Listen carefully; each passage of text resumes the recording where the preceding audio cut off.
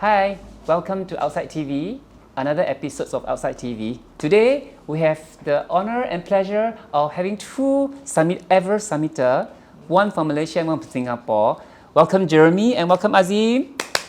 Yeah! It's a very, very rare chance for us to have two Everest Summiter in the same room. So we want to grab this opportunity to ask them as many as we can. All these facts about Everest. Okay, so let's just start. We just jump straight to it. Jeremy and Azim, welcome. You guys are in the list of Everest Summiter list. In the list of every Summiter. How does it feel? Feeling cold. It feels good, but very surreal actually. Very Jeremy Summiter in 2019. Yes. Azim Summiter in 2016. Yes. So for me to be on the list of the Everest Summiter, I feel very lucky. Yes, yeah. So for me also, many attempts. I had my first attempt in 2017. So 19, I managed to reach the top. But it's surreal because it has always been a dream since I was a kid. So like, all the way and then finally reaching the top of the world was like, wow. How is that even achievable, right, for a person from Singapore? So You did, Jeremy, you did 2 attempts. yes, 2 attempts. And Azim, 3 attempts. Yes. Is it normal for people to do more than 1 attempt? Didn't reach the first attempt? Depends. It's normal and abnormal. Means for me, I tried 3 times. If 3 times not achievable, it's not mean for me. So I have a chance, I try, then achieve on the third time. What's life after Everest? Every climber have their own story. And what is your story? Achieving already and carrying that title with you. I call it a title. How does it feel like now? For you after submitted, now it's been 5 years, and for Jeremy, it's almost like 3-4 years now. How does that title carry with you? How does it feel, and also what's life after Everest? So after 8 years of submitting the Everest for me, I still want to do more and more and more. So people always say Everest is the highest one. What next? For me, so many next. So many next. Yes, because each of the mountain has its own beauty. I guess for me, I've always wanted to. When I was younger, I actually read this book by Kushi Chow, and it was about the 7 summits. So I knew that after I finished Everest, there was more, definitely more on the plan. So I've always wanted to try and climb all of the highest peaks in the world. Yeah. Back to the list of the Everest Summiter. Usually, what kind of reaction do you get when people got to know that you are a Everest Summiter? Let's say someone come to you and then introduce to you, and then they say, you just climbed Mount Everest. Yeah. Usually we try to play a bit humble lah. Usually nothing much lah. But after a while you assume the role that okay, you are Everest Summiter. I mean, naturally, I don't really like to brag so much. So usually I would just like, oh yeah, okay, I'm an Everest Summiter. And then usually they'll ask me a lot about the mountain. And then usually I would just try and indulge them. Because usually they don't know. So they want to know. Even though the question can be it's asked all the time. How's Everest like? What is it like? What do you eat up there? So usually just try and share more information. Just share with them. So I think for me, it's always a wake-up call. Like, if somebody knows that, oh, you're Everest Summiter. Say, oh yeah, I'm an Everest Summiter. And then just play cool and just share more information. Play cool. Because they're interested to know, right? Because they never met somebody like that before. This mystery of Everest. We all watch TV, movie, reading Everest Summit and everything. Explain to people the scale of this whole, I call it expedition, right? This climb is not just a trip, but it's an expedition. The scale of it, how big is this scale? It takes years to plan. And then a lot of people didn't know that it takes years to plan. Explain this whole skill. I mean, I know for you, Azim, you from the book that I recently read, it took you about 4 years to plan, to raise funds and all that. And for Jeremy, you were young. This has been on a project for a long time. So this skill of climbing, what does it take? What is it? How big is this skill for a person to try? The most expensive things that I spend, that we need to find the fund for Everest. For Malaysian ringgit, it will took us like 200,000 ringgit or 45,000 USD. So, so the scale is big enough, because who want to give you even $10 if I ask from somebody, why I need to give you $10? So that is, the scale is a lifelong journey for me. You know, there's different special training for Everest. It's not just hiking, you know, in Malaysian mountain, but it's training, the mental. It's just so much to prepare for Everest. I think a lot of people, to me, I still cannot grasp the idea of what does it take until I start to read all the video and watch all the videos. But every talk about so much story about it, you realize that it's just enormous thing to do. Yeah, it's actually, to be honest, for me it was a very tough journey, because for me, right, I had a very difficult time trying to reach 6,000 meters. Yeah, so I had to try like almost 4 or 5 times before I can finally reach that mark. So with your first climb for you, Jeremy, once you start go bigger, and then how many years did it take for you to reach to the first attempt? Yes. You know, I understand that you climb many mountains in Nepal, in a high mountain. That is part of the training. Yeah. So 6,000 meters, I was climbing it in 2013, 14, 15, and I keep failing, then try again until I managed to summit it in 2014. My first one. And you never give up. And then so I just keep trying, like, you know, didn't summit, come down, then try another mountain, then go back to the same mountain, then just keep trying and trying, and then when you finally got that, like you climb the top rank, then you realize, oh, now I can potentially look at 7,000 meters. So then you level up, you play game like that, level up, then you're like, wow. Okay, then I can go to the next level. I think it takes a lot of commitment to do this. Never give up. Yes. You know, it's very easy. I climb with people, you know, go to even small mountains, you know, give up easily, right? Give up is so easy. But once a person give up, that's it. They never try again. And to climb Mount Everest, there's a skill of it. It's just unattainable. Maybe that is the added value for me as a kampung boy. We used to live roughly when we play from the small, like you know, when kampung boy play football, there is no rules.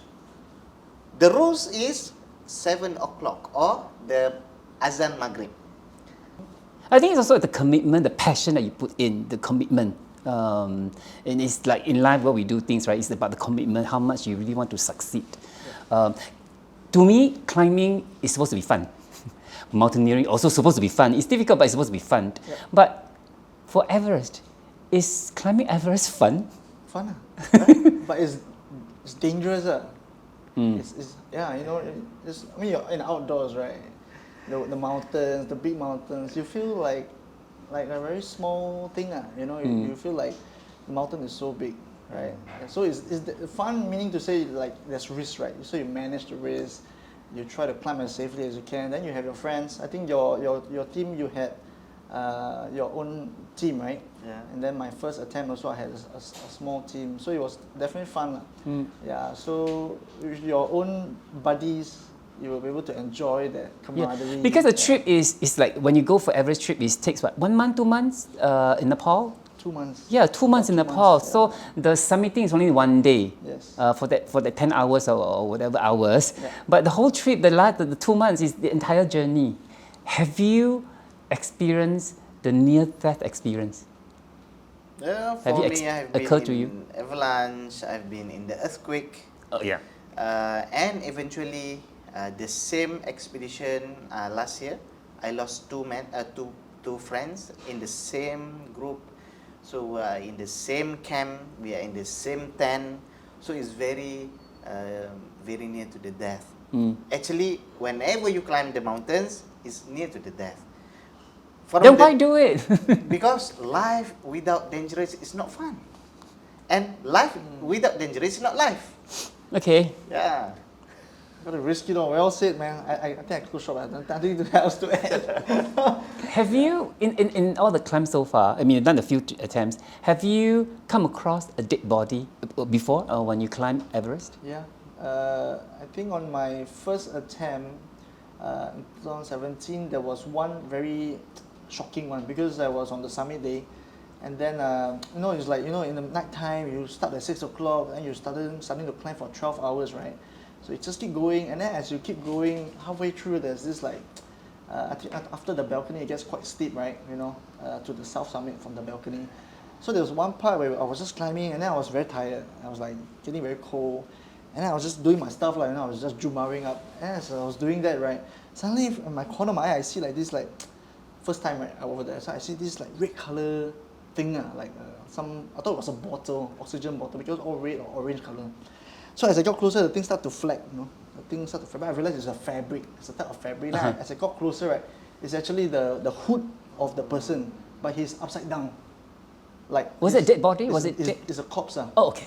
So he's dead already, but he's upside down and then he's like hanging on the fixed rope.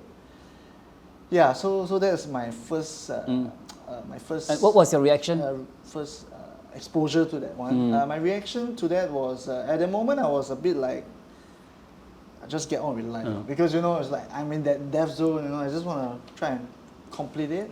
But, you don't really have time to react like, hey, what should I do, but the person is not moving at the same time. So, and his face is all black. Yeah. I have been experiencing with the corps since officially on 2015, when there is an earthquake, 18 people died in the base camp. Oh, yeah. So we are the first frontier that need to go out of our camp to help others. So we can see like the brain is out of the skull. The blood is all over the eyes because of avalanche and also earthquake. I always pray that I never cross to take my team members corpse out of Everest. So on the 2022, the nightmare for me is I'm taking out my own friends out of the Everest until to Kathmandu. So along the way, yes, we will meet the corpse. Even a day before I need to bring, means we go on summit push, there is a Sherpa we found on the yellow band who already passed away and was lying. The face is upstairs. They only closed the face. That time is me and my team members, that is Lieutenant Colonel Awang. But eventually after that, I bring Awang body down all the way to Kathmandu. So that is my experience on the death body. But for you, Azim, you have a lot of dramatic experience. Your first attempt, 2014, the avalanche. You see the accidents. 2015, the earthquake. And then now this experience. It must have quite dramatic for you, this experience.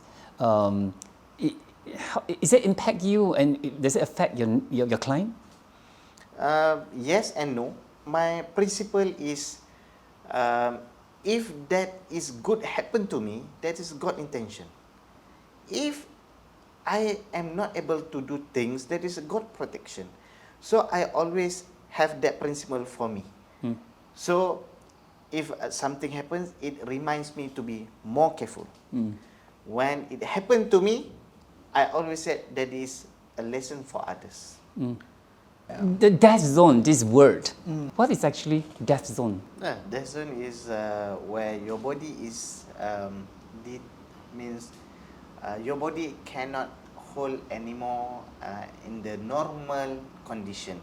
Means if you have a cut in the death zone, then your blood is very hardly to stop because the hemoglobin is very low. So when we are sleeping at the night, we like cannot sleep at all. Why is high? We are gasping for oxygen, for air, and it's very hard to live on the death zone. You are reliable. You need to rely on the oxygen tank, oxygen mask.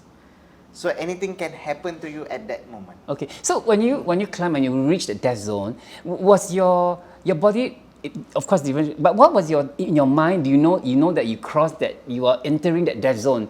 Were you scared? Were you feel more scary? I think the first time I went into the Camp 4, the first time when I was there, I was like, wow, this is the undisputed or the the crazy death zone, right? So you're like, but actually you don't feel it, because when you're there, you really breathing Because so you've hard already. been rotation up and you're down. so tired already. So you just realize, oh, okay, this is the death zone. The only time I really feel like it's really the death zone is when you take out your oxygen mask. So there was one time, the one story, second attempt, I was in the tent at the Camp 4, even before going to the summit. So I reached down there, then I had like 4 hours to go and do something, go and eat something, drink something, and go toilet. So go toilet, I cannot bring my oxygen tank, right? So I just take out, then I just go and do my business. It was the longest 30 minutes of my life because it's very exhausting. Because you Even to go toilet. because you have to go toilet, then you go there, then you find a place ready, you find a nice rock, then you need to unzip your pants, then you squat down, then you finish ready, you need to stand up, clean first then you stand up, then from there you walk back into the tent. That is the longest 30 minutes because you cannot breathe. It's like you want to do one action, you need to breathe like 5 times. It's really like outer space, I would describe it. Is it also true that most people died, other than avalanche and all that, other than the natural cause, is because they're arrogant? Or because because one of the times, Sherpa tell them not to climb, that they want to climb because they insist on climbing, don't want to listen to others. Is it most of the cases are like that? Well, I guess a lot of people they die for various reasons, if you just look at the season last year itself, I don't know how many people. Was it 17, right? So the people that went missing on the way down, I would say partly is most likely because of exhaustion, or a bit of a mix of everything else, like exhaustion, then haze, which is high altitude pulmonary edema, or the swelling in the lungs, swelling in the brain. So and then it's a combination of things. So a lot of times people also tend to, when coming down, they let go. And they let go meaning to say, like, they tend to say, oh, I've done the summit, so now it's time to just take it easy and walk down. What is your number one scare when you climb Mount Everest? Your number one most worried, your number one scared? Scared of everything. Really, to be honest,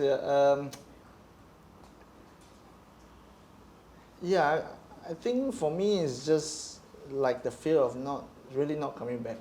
Yeah, because now on the first attempt when I went, I wasn't married.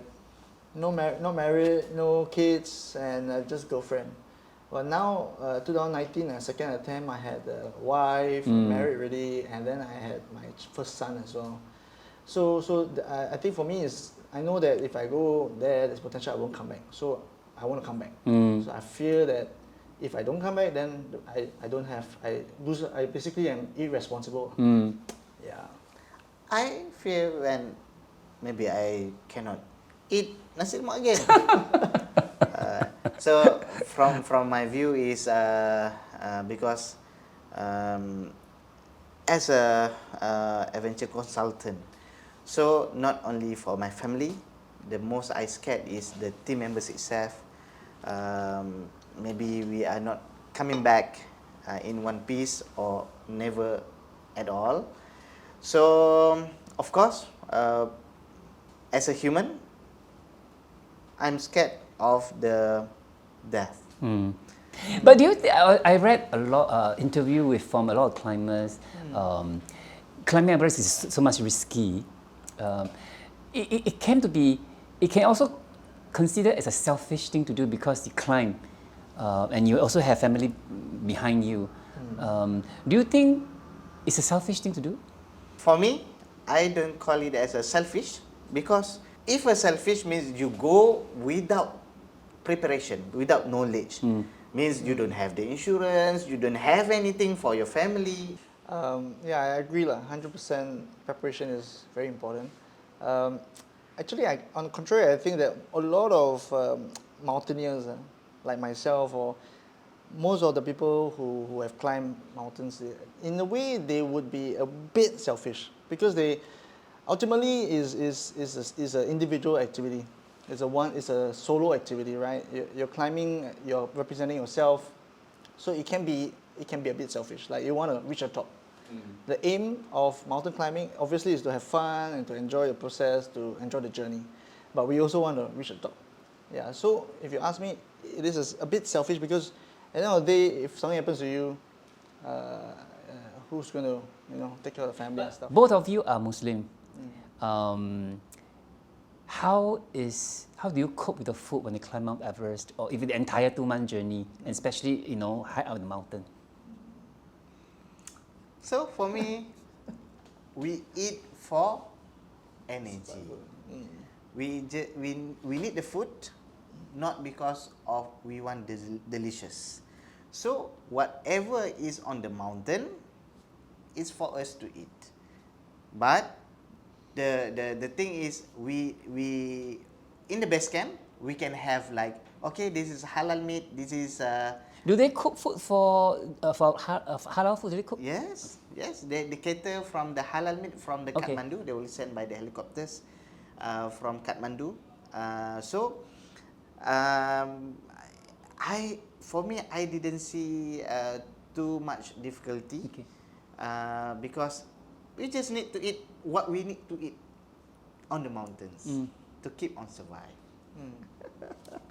Yeah, I think some of the providers that we use were quite similar as well. So they would cater for halal meat. Yeah. But I personally think, but for us living here, when we climb mountains in Malaysia, in Indonesia, we have our own challenge. Speaking to some of the European climbers and hikers and all that, they have never tried to hike in Malaysia, Semenanjung. Ask them to try a V2 or V7 in Malaysia for 7 days. Yeah. Okay, so thank you so much again. Thanks. Awesome. Good. Alright. Yes. Brother. Solid, man. Thank you so much. Thanks, Paul. Appreciate it. Thanks, guys.